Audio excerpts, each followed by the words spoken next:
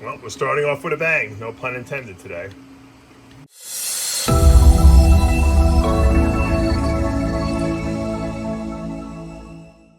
What's up, snake fans? Dave Palumbo here for Muscle Serpents Daily. Today I'm just going to be called Observational Day. That means we go into the snake room. Pablo's already home. I'm going to be just kind of looking at all my snakes, going through stuff, seeing if there's any breeding action going on, just checking out some snakes that I'm wanting to move into bigger enclosures, and just stuff that I kind of like in my collection. I wouldn't call this a tour by any means, although I have to do a tour video because people just love tour videos, and I haven't done one in a really long time. So once I get the final few cages set up, I'm going to do a tour video, and we'll show you how everything's set up and give you like an overview of what we got. But I try to give you the highlights every day anyway, so you guys see my snakes on a regular basis.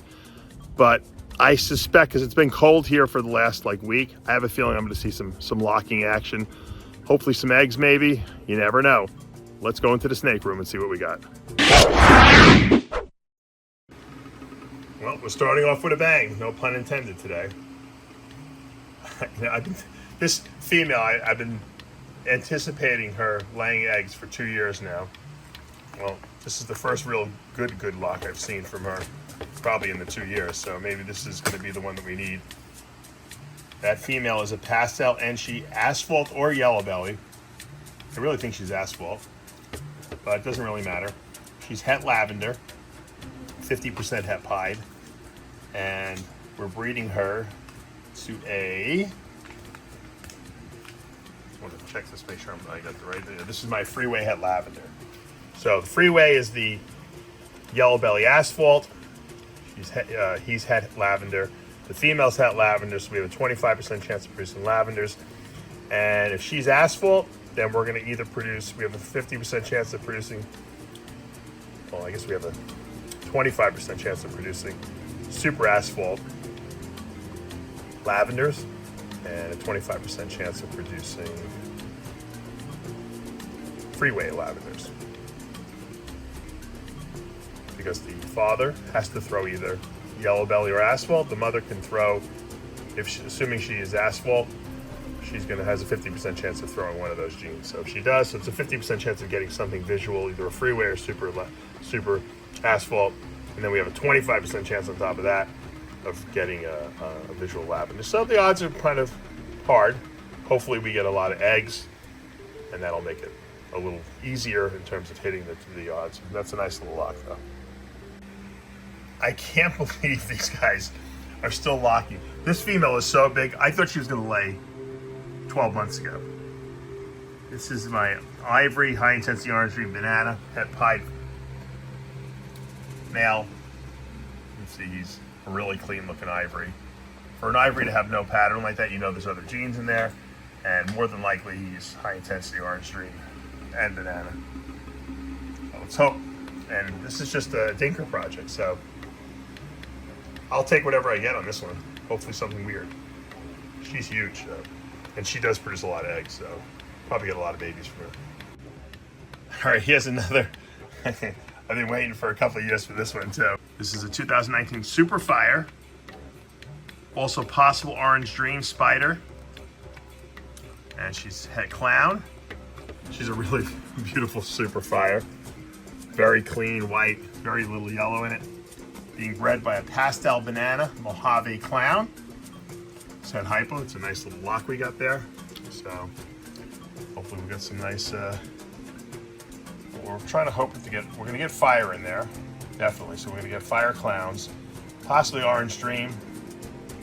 We'll have banana in there, Mojave. So a lot of good possibilities in this combination. A lot of breeding action here at the facility today. I think we got a lock here.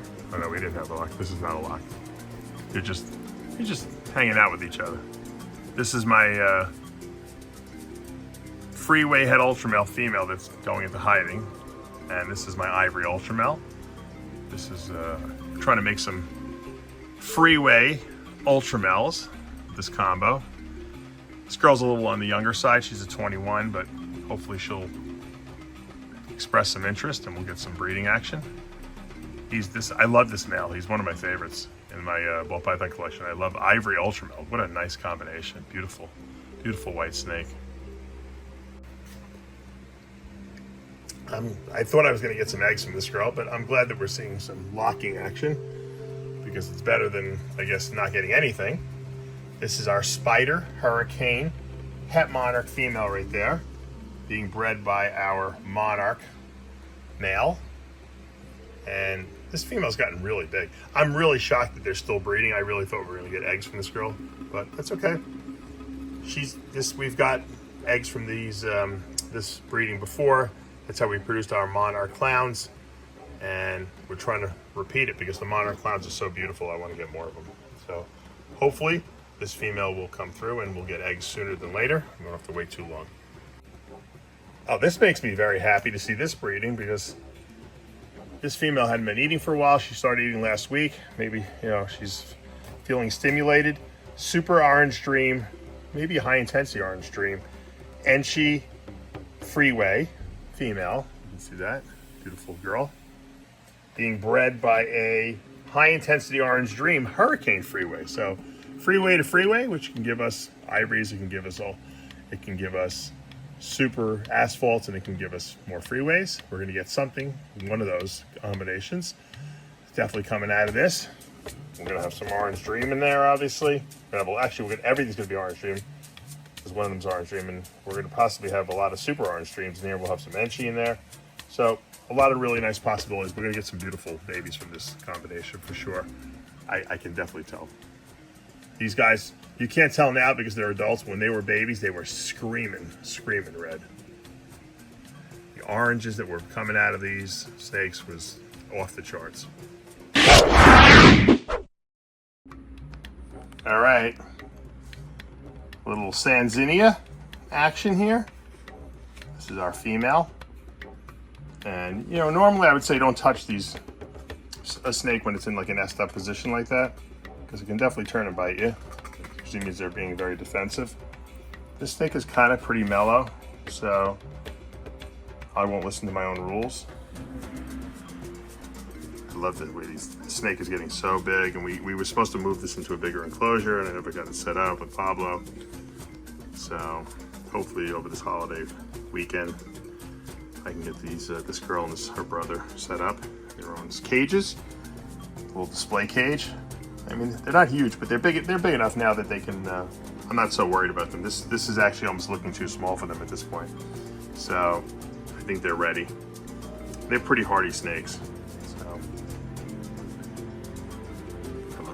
look at that triangular head. It almost looks like a viper. That's really what makes me like these snakes, because of that shape of that head. All right, a little Kenyan Sand Boa action here. This little girl is getting big. Really, she really is. She's put some good size on since I've got her.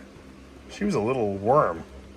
She's actually got some girthiness to her now. She's gonna go dig under the substrate, and that's okay. I'm very happy. This is our snow splash, so triple recessive, and they love to burrow. That's for sure. Let's see if we can see her burrowing anywhere along the sides. She's got like a little tunnel right there. She's under the substrate. We'll just leave her. All right, here's my girl Annie Hall, green anaconda, looking really nice. Eyes cleared up, definitely. She was a little cloudy the other day. she's like, give me more food, more food, more food. She put a lot of size on this snake. She's pretty soon. I gotta think it'll be my biggest snake. I think she's gonna surpass the Burmese pythons, at least girthiness wise. Maybe not lengthwise, but girthiness wise for sure. And that'll be kind of cool when she gets. I like a girthy snake. To be able to grab that muscular snake is just kind of really, really cool. We got to take her out, but this is a two-man job. In other words, I got to get her out, and Pablo's got to film. I can't film while I'm holding her. It's too dangerous. It's too hard. But I just wanted to I like to give you updates once a week at least on her, because she's so beautiful. She's really a beautiful snake.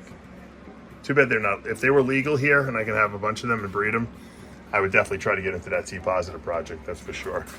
I really love these guys.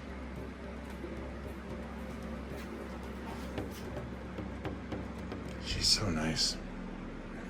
She's like very, like, with the way the eyes sit on top of the head, she's like very dinosaurish. All right, look at my albino het snow carpet python females that have been growing up for, God knows, it feels like forever now. These are 19s, but it's a long time. You know, it's almost 4 years. It's actually going on 5 years. So some of these are, but they're not that big. I don't know why, they're just not that big. And I think that it might not matter, you know.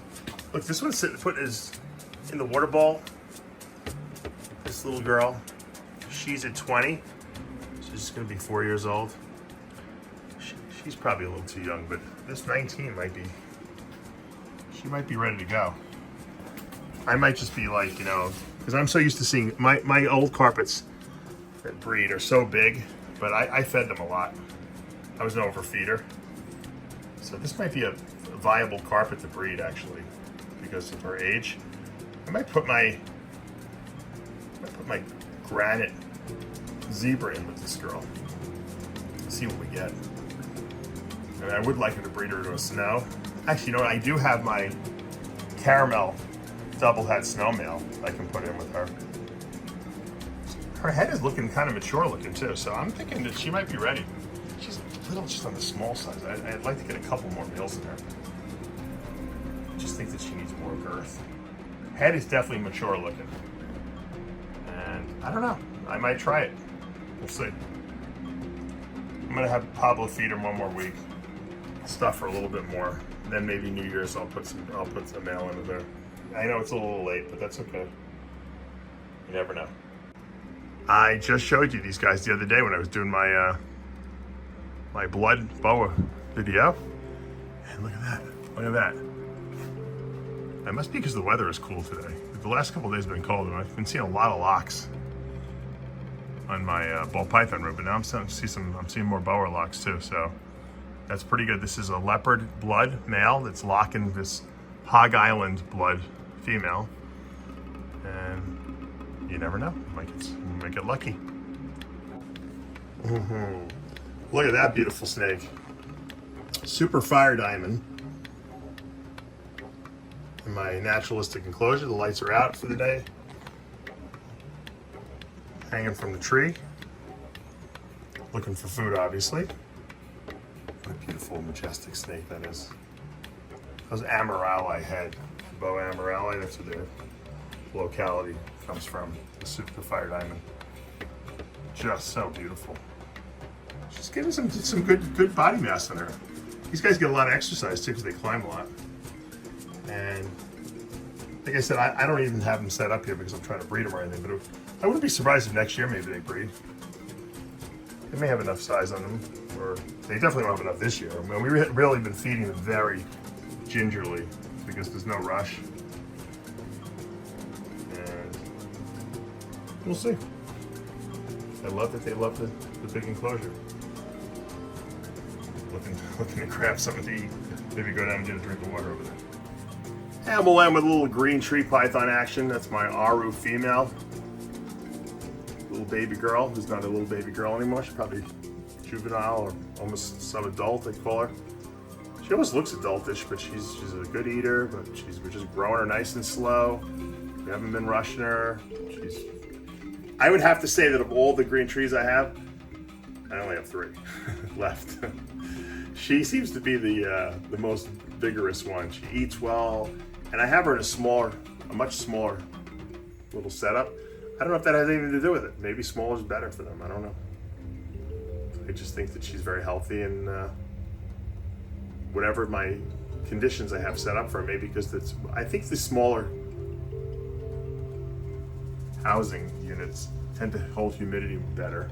And I think that these green trees just do better with a lot of humidity. Now we've set up some sprays in the other ones so that they can get some water a couple times a day.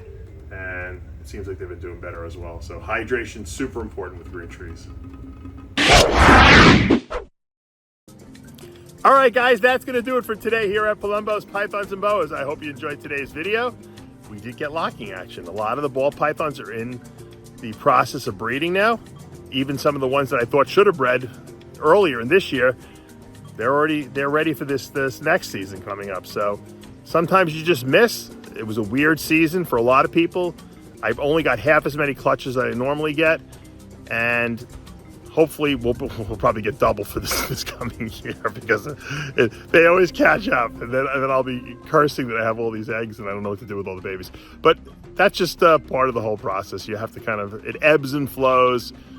We had a great boa year last year. Hopefully we have another great boa year this year. Hopefully my carpet python litters are better this year as well. We got a couple good ones last year, but I think I'd like to I'm really praying that we hit a full moon glow, that is, and produce a really solid white carpet. That would be really cool. I'm hoping the olive pythons breed this year. So there's a lot of irons in the fire, so to speak. And that's what makes it so exciting. All right, guys, I know the Christmas weekend is coming up soon, but we got a couple more videos before that. We'll do a Christmas video as well. And I guess in the meantime, show us that love. Hit that subscribe button, turn on those notifications, hit that like button. I'll see you back tomorrow morning.